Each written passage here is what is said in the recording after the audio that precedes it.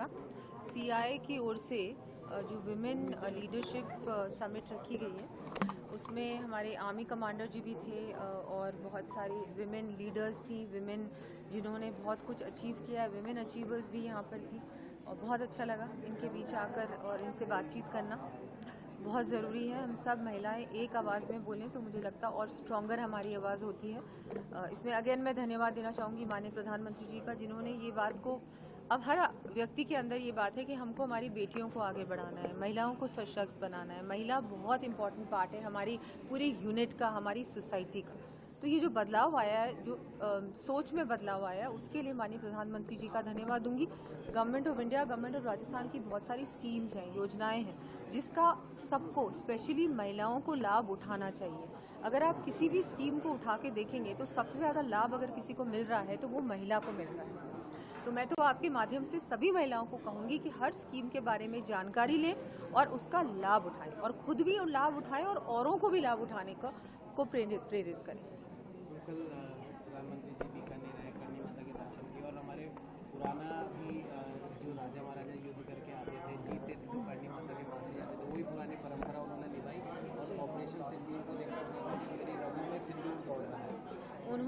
उनका जो जिस तरह से उन्होंने कल राष्ट्र को संबोधन दिया, उन्होंने जो बात रखी वो बहुत ही, मुझे लगता है हर व्यक्ति के दिल को छुई है वो बात।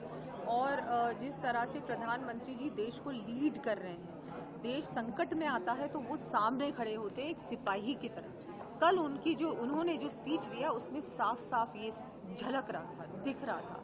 मेरे तो आंखों में आंसू आ गए थे वो जब उनका स्पीच चल रहा था। और ना केवल मेरे, आपने देखा होगा पूरे पंडाल में जिस तरह से हर व्यक्ति को उन्होंने छुआ, उनको टच किया इमोशनली, हर व्यक्ति जुड़ा उनके भाषण से, उनकी बात से। और ये केवल बात नहीं थी, उन्होंने करके दिखाया।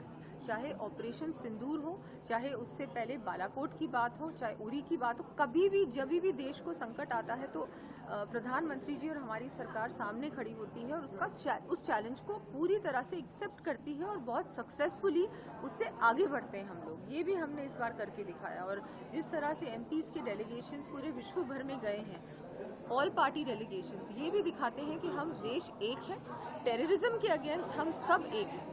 और आगे भी अगर इस तरह की एक्टिविटीज देश को होंगी तो बिल्कुल भी ये टॉलरेट नहीं होंगी। Nobody will tolerate this kind of terrorism और any such activities in our nation.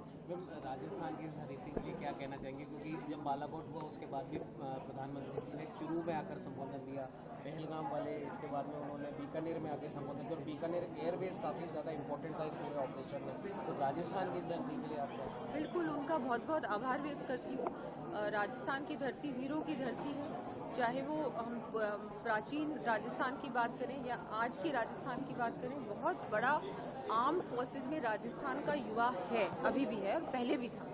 तो वो सब लोग वहाँ थे, कल भी थे। और मुझे लगता है बहुत महत्वपूर्ण सीमा है हमारी, बिल्कुल अड़ती हुई है पाकिस्तान से। तो आई थिंक बहुत इम्पोर्टेंट, स्ट्रैटेजिकली भी बहुत इम्पोर्टेंट है राजस्थान और बीकानेर। तो वहाँ पर वो पधारे, मुझे लगता है बहुत बड़ा मैसेज गया है पूरे भारत में और पूरे विश्व में।